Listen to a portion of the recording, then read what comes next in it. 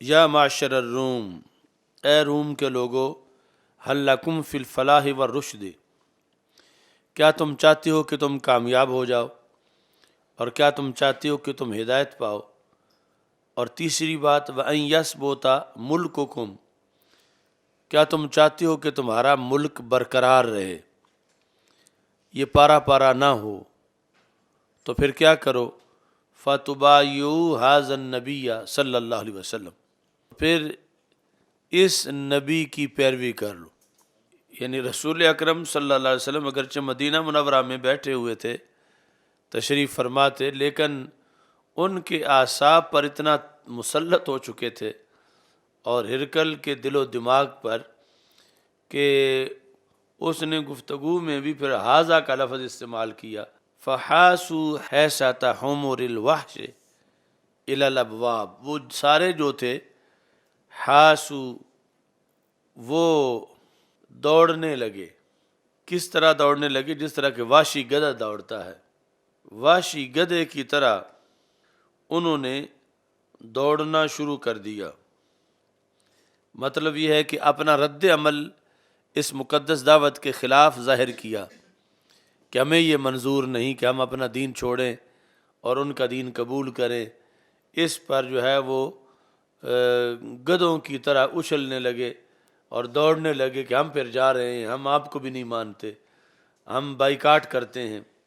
یہ جس طرح اپوزیشن واک آؤٹ کر جاتی ہے، تو اس طرح کر کے یعنی واک آؤٹ کرنے کے لیے وہ سارے اٹھ کے بھاگے کہ آپ نے ہمیں اس لیے بلایا تھا کہ آج ہمارا تم دینی تبدیل کرنا چاہتے ہو، اور اتنا تم ڈر گئے ہو کہ تم کہتے ہو کہ ملک کی سلامت نہیں رہے گا۔ تو ان کا یہ بھاگنا گدھوں کی طرح اس رد عمل کے لیے تھا۔ حیثیت حمر الوحش، حمر حمار کی جمع ہے، وحشی گدھے کی طرح، یعنی اہلی گدھا اتنا نہیں دوڑتا جتنا وحشی دوڑتا ہے۔ یعنی اہلی کو کچھ نہ کچھ پھر بھی آداب مار مار کے مالک نے سکھائے ہوتے ہیں یا ویسے سیکھا ہوتا ہے، اور وحشی جو ہے وہ پورا وحشی ہوتا ہے۔ جب دروازوں کی طرف گئے تو آگے سارے دروازے لاک تھے، یعنی گئے تو اس لیے کہ ہم باہر نکل جائیں، آگے محل کے دروازے لاک تھے۔ تو اس نے پہلے دروازے بند کرائے ہوئے تھے کہ وہاں تک پہنچ جائیں تو پھر ان کو واپس میں کسی طریقے سے بلا لوں، کیونکہ وہ تب ہی ہو سکتا ہے جب دروازے بند ہوں، تو میں ان کو اپنے جو بیان کے بارے میں کہہ سکوں کہ میرا تو یہ مطلب نہیں تھا، بلکہ میرا یہ مطلب تھا۔ جو ہمیشہ ہی ایسے لوگ بیان دے کے پھر مکرنے کے لیے کر دیتے ہیں کہ یہ بیان جو ہے اس کا تم نے مطلب غلط سمجھا ہے، میں تو یہ بتانا چاہتا تھا تجھے اور تم نے یہ سمجھ لیا۔ تو اب وہ چونکہ اس کی قسمت میں ایمان نہیں تھا، تو جو اس نے کہا برحق کہا، لیکن اب اس نے غلط رنگ دینا چاہا۔ تو غلط رنگ دینے کے لیے جب دروازے بند تھے، فلما رأى ہرقل نفرتہم، جب ہرقل نے اس پیغام مقدس کے لحاظ سے ان کی یہ صورتحال دیکھی اور نا امید ہو گیا ان کے ایمان سے کہ یہ لوگ جو ہیں بڑے ضدی ہٹ دھرم ہیں، نصارہ، یہ ایمان نہیں لائیں گے حضرت محمد مصطفیٰ صلی اللہ علیہ وسلم پر، تو اس نے بھی پھر معاذ اللہ آخرت پر دنیا کو ترجیح دی۔ اگر آخرت کی بات ہوتی تو یہ کہتا تم دفع ہو، تم نے نہیں لانا نہ لاؤ، میں ایمان قبول کرتا ہوں۔ لیکن یہ جو ان کے پیچھے لگ کے اس نے خود بھی ایمان لانے کا ارادہ ترک کر دیا، یعنی اس کا جو رغبت تھی وہ اس نے دنیا داری پر قربان کر دی، ایمان والی رغبت وہ چھوڑ دی اور ان کو بلایا۔ کہلا ردوہم علیہ، یہ عملہ کے جو لوگ تھے اس کے اپنے محل میں، انہیں خطاب کیا کہ ان کو میرے پاس لے آؤ، یہ جو بھاگنے والے ہیں، کہ انہیں کہو بادشاہ سلامت تمہیں بلا رہے ہیں۔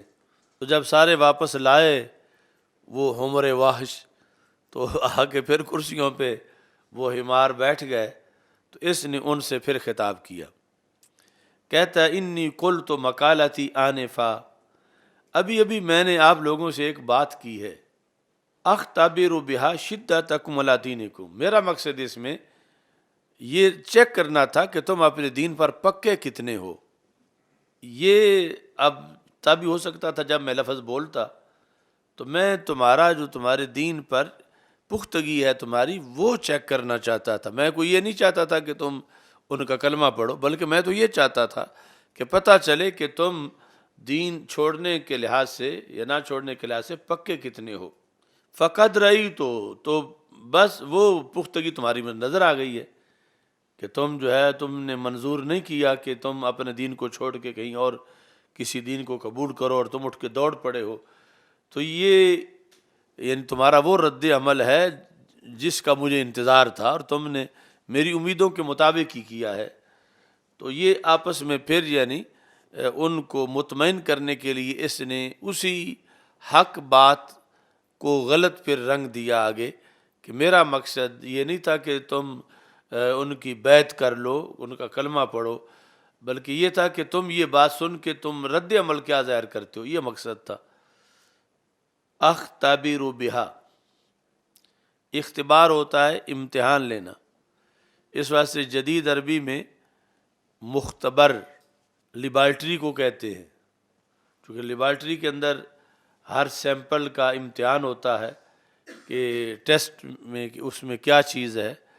تو اس وجہ سے یعنی جدید عربی کے اندر کسی طرح کی بھی کوئی لیبارٹری ہو اس کو مختبر کہتے ہیں۔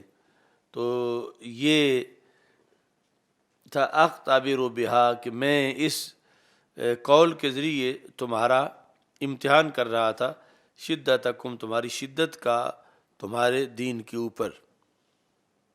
یہ ہے جس کو آج یہ طبقہ جب کہتا تو اس کے بعد کہتا یہ تمہارا سیاسی بیان تھا۔ آج یعنی یوں بات سے پھرنے کے لیے وہ یہ رستہ بنایا ہوا کہ یہ ہمارا سیاسی بیان تھا۔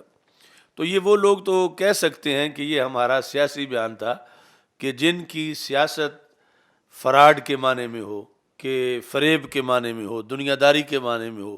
وہاں تو گنجائش ہے کہ یہ کہہ دیں کہ یہ ہم نے کوئی دین کی بات کی تھی، یہ تو ہم نے سیاست کی بات کی تھی۔ تو جن کی سیاست ہی دین ہو وہ پھر کہاں جائیں؟ یعنی جو بے دین لوگ ہیں وہ تو اس طرح کی چبڑ مارے تو پھر وہ کہیں گے ہمارا سیاسی بیان تھا۔ وہ چونکہ انہوں نے ہر ایک چیز کی علیحدہ قسم میں بنائی ہوئی ہے۔ پارلیمنٹ کو کہتے ہیں یہ ہمارا سیاسی قبلہ ہے، اور باقی جو ہے وہ مذہب ہمارا اسلام ہے، لیکن سیاست ہماری یہ ہے، یہ اس طرح کر کے وہ بناتے ہیں۔ تو انہوں نے سیاست کو دین کے مقابلے ایک چیز رکھا ہوا، ایک دین کا قبلہ ہے، دین کا کعبہ، ایک سیاست کا کعبہ۔ ایک کہتے ہیں یہ تو فلاں جو ہے وہ دین کا مرشد ہے لیکن یہ ہمارا سیاسی پیر ہے، یعنی وہ جو بھٹو کو کہیں یا الطاف کو کہیں یا اس طرح کسی بھی سرگنے کو کہیں کہ یہ ہمارا سیاسی مرشد ہے۔ تو دین کے اندر جو ہے جب سیاست مکس بلکہ عین بنائی گئی، اور کانت بنو اسرائیل تسوسہم الانبیاء، تو اب یہاں دو قسمیں چل ہی نہیں سکتی۔ جو چلاتے ہیں بحیثیت مسلمان وہ بھی یہ کہہ کے دجل کرتے ہیں، فراڈ کرتے ہیں کہ اگر مسلمان ہیں تو پھر جو ہے وہ اسلام میں ایک ہی چیز ہے، وہی مذہب ہے، وہی سیاست ہے۔ اور یہ فرق کرنا تو پھر یہ تو بنی اسرائیل کے نبی یہ کام تو نہیں کرتے رہے کہ جس سیاست کی بنیاد پر مسلمانوں کے لیے سیاست جائز ہے بلکہ ایک وجہ سے فرض ہے، تو وہ تو ہے نبوی سیاست، وہ ہے سیاست علی منہاج النبوہ، نبوت کے طریقے پر سیاست، اور اس میں ایک ہی بات ہوتی ہے، اس میں کعبہ بھی ایک ہے، اس میں جو ہے اس کے اندر نظام بھی ایک ہے، اس کے اندر پیغام بھی ایک ہے۔ تو وہاں یہ دو باتیں نہیں چل سکتی۔